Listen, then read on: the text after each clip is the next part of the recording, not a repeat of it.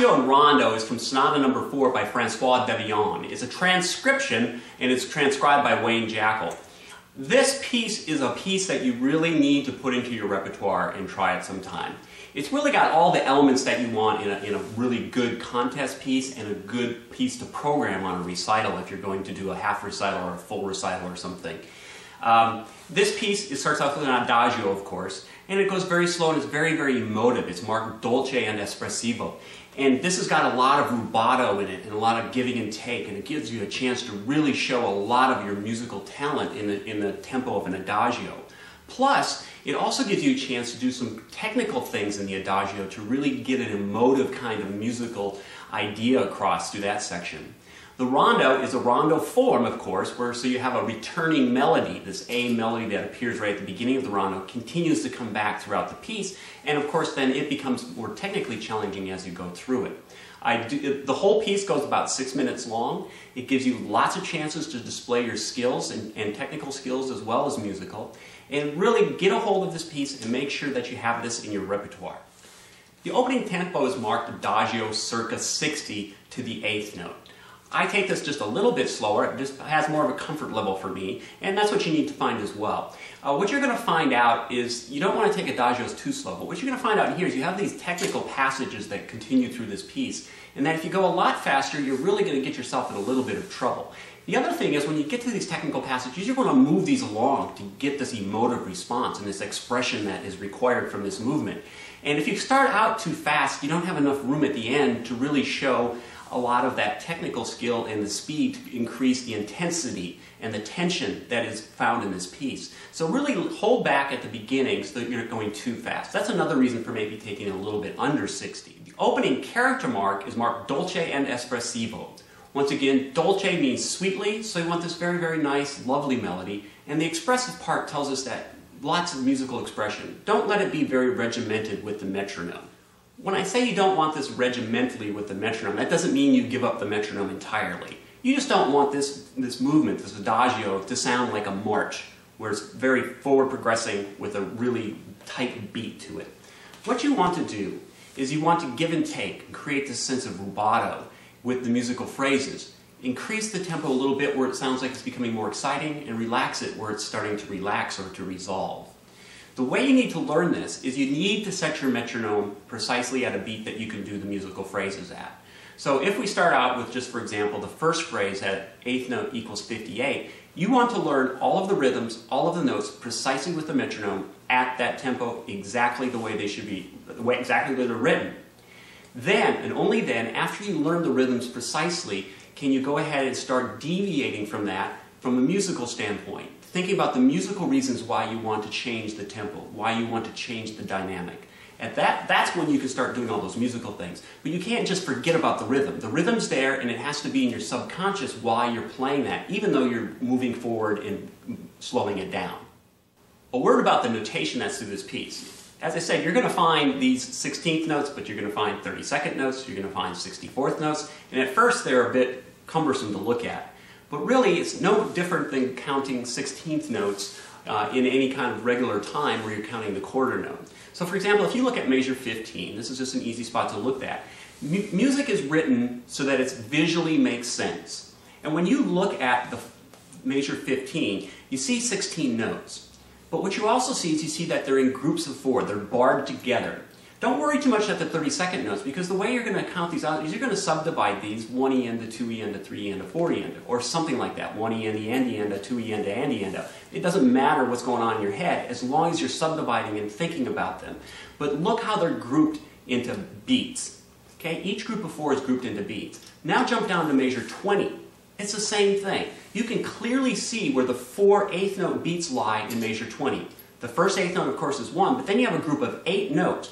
And see how it's barred together? They're 64th notes, but you don't have to worry. Just you'll have to count them and figure out what you're going to use for syllables. But what you've got to do is you see the beat. You see where the beats lie because of the way that they're barred together.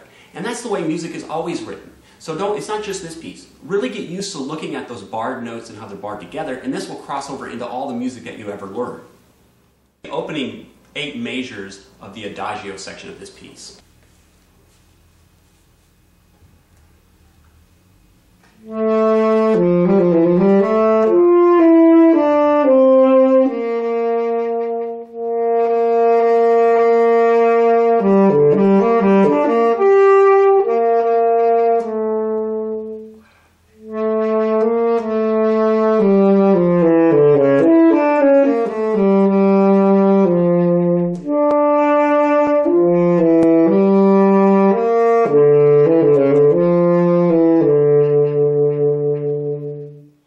demonstrate for you in these opening 8 measures a couple places where I'm going to be pushing the tempo, giving it a sense of this rubato feeling. And the way I'm going to do this is on the screen. I'm going to show you some arrows that go forward, which is going to be showing where I want to increase my dynamics and also the tempo, and then backwards arrows where I'm actually going to slow down and back up on our time. I'm going to go ahead and start in the first few measures, 1 through 4, and where I'm going to point out here is in measure 3. And it's in measure 3 where I'm going to actually push the meter and the dynamics and slow it down. You can look on the screen at the arrows where this is going to occur.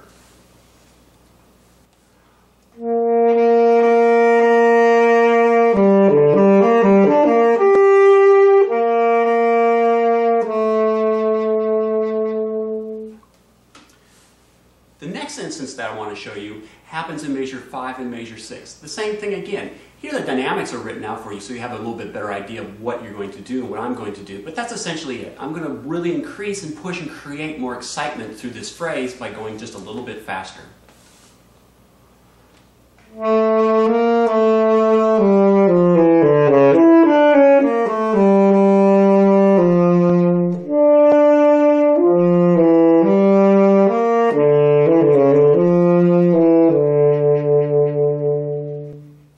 There's one small phrasing fragment here that I want to bring to your attention because you really cannot break this phrase up. It's very important that you don't. And this is in measure 19. You have this run beginning back at measure 15, and you get the repetition of the run in measure 17, and then it's moving forward until you get to measure 19, and you get to this G, and it feels like it's a resting point for a phrase ending, but it's not. It's tied over, it's slurred over. The resolution for that G does not occur until you get to measure 20 on the E, after which you can take a breath. But at this point, it's very important that you don't break up the musical phrase by taking a breath in here. Here's what it sounds like starting back at measure 17.